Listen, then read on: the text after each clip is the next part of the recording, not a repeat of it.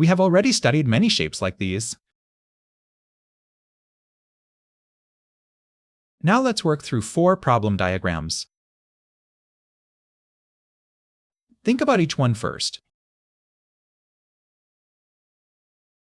Then check the answer. Let's start with the first diagram.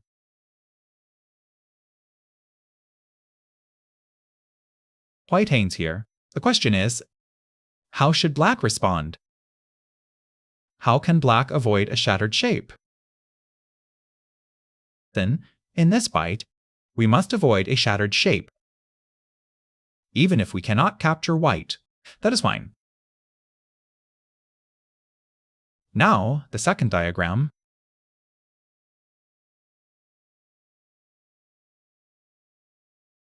It's golden icon away from the word that white plays. A push through. After white pushes out, black must. Get attention. How can black avoid a shattered shape?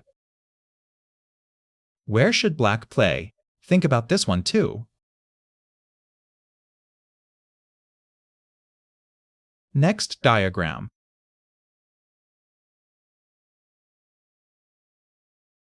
In this position, white pushes through here. Black seems about to collapse. But there is no need to panic. Even if black is cut apart, avoid a shattered shape. This diagram is especially important. It really tests our understanding of shattered shapes. Where should black play?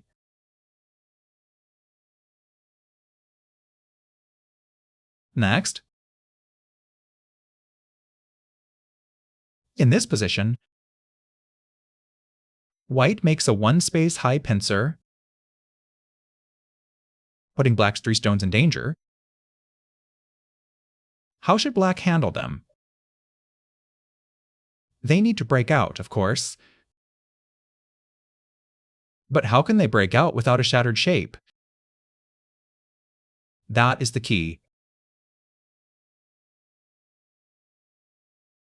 Let's solve the first problem. White hangs here.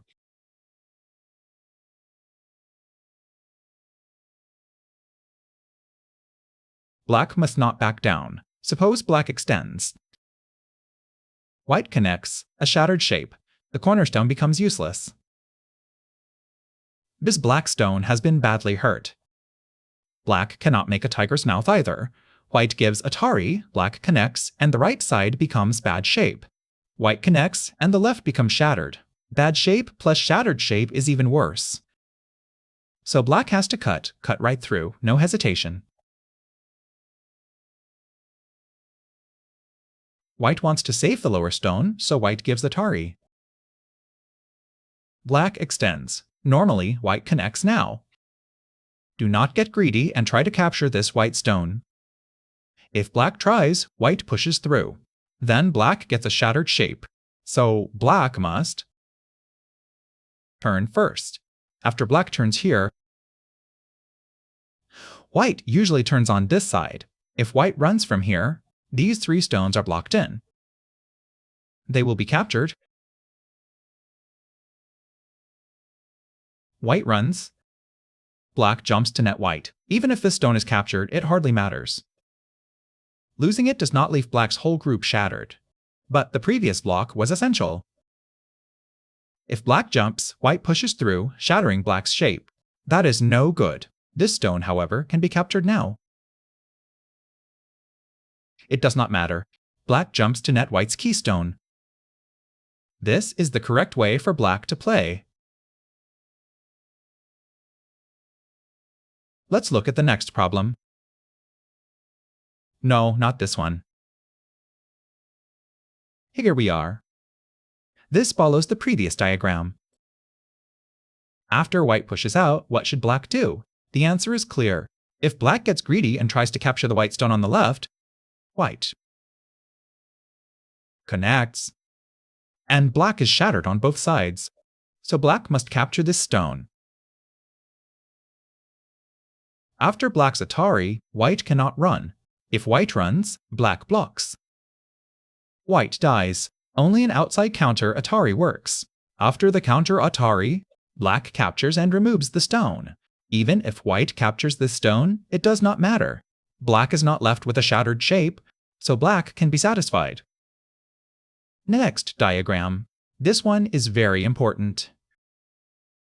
White pushes through. If black is afraid of dying and retreats, white pushes again, shattering black's shape. Even if black may lose a stone, black must block here. Then white gives Atari twice. White captures the upper stone, but black avoids a shattered shape. Even so, black must play this way, though the upper stone may be captured. Because this stone, even if it dies now, has cut into white's position. It has not become useless. It is the keystone. But if black retreats, white pushes, making the upper stone useless. A useless stone has even less meaning. Worse than a dead stone, at least a dead stone served a purpose. Black would not even want to save this stone. Because it is useless, paste it against white's solid wall. This is a very demanding problem.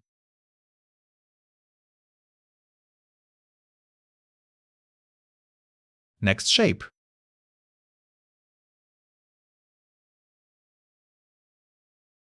How should black break out here? It is easy to think of. Attaching out from here. Black attaches, white pushes. Look at black's shape. Another shattered shape. Black is shattered on both sides. To avoid it, do not attach this way. Black attaches, white simply extends. Black tries to break out, white turns out. Now black must escape on both sides. Painful. White's turn is sente, seals in black's lower group. What should black play? To break out, do not attach to white. Instead, play a diagonal move to the right. White will likely attach outside. Black hangs out, and white makes a tiger's mouth. Black pushes out. This diagonal move keeps black away from white on the left, making the escape much smoother. Attaching would create a shattered shape. This is the same situation from our first shattered shape lesson. Black has been peeped through the elephant eye. After that peep, neither block works, not this side and not the other side. Black should break out with the diagonal move instead.